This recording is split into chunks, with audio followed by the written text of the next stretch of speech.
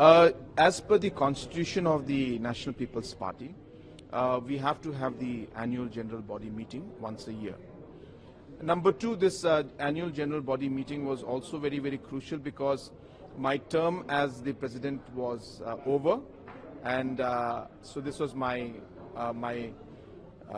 handing over in a way for my last 3 years term as the president, and the new president was to be elected in this AGM. I thank the people, the party and the delegates. They have once again elected me as the president and given me this opportunity to serve them. So this AGM was even more important, as I said, is because I'm getting now a new term for next 3 years as the president of the National People's Party. So did you make any roadmap for upcoming election in Assam, sir? We have been exploring the possibility and we are getting very good response from the grassroots level. We have not come out yet openly, but yes, we will be moving in all possible areas to contest the elections in Assam also and other parts of the Northeast. And as I said, for us, we like to see that the party grows. And Assam is one state where we have not moved in an aggressive manner, but this coming 2026 election, we will definitely use the opportunity to increase our footprints in the state of Assam also. You met with HM, HM, right?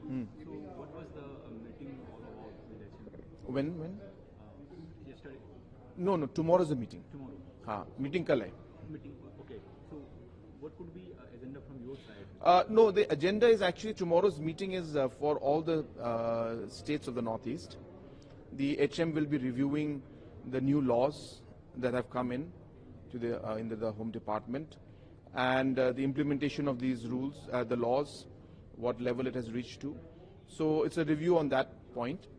I'm sure that we'll get an opportunity to discuss other matters also. So we will take up other matters of law and order and importance to Northeast as a whole. Sir, one question from South, sir.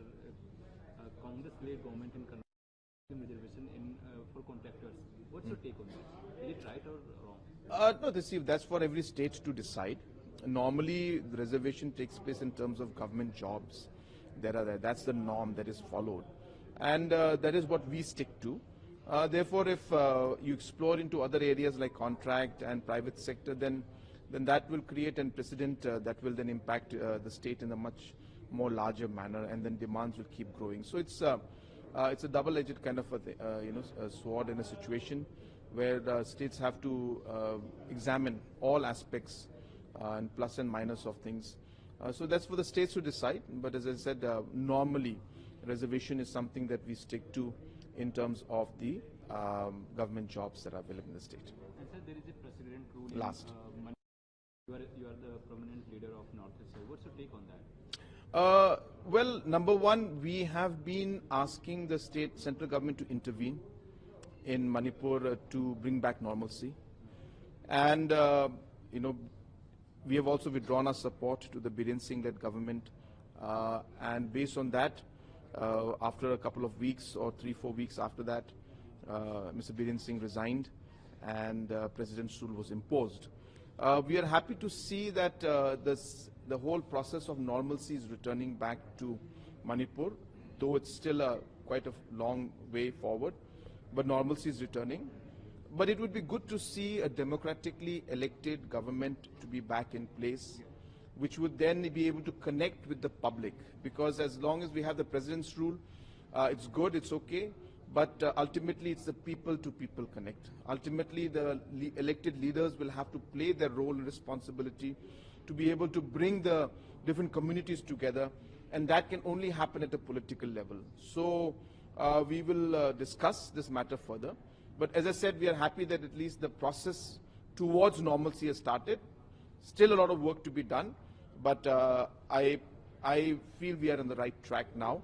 And this should have been done a long time back, but better late than never. But the damage is a lot, and we'll have to work very hard together to bring back normalcy in Manipur.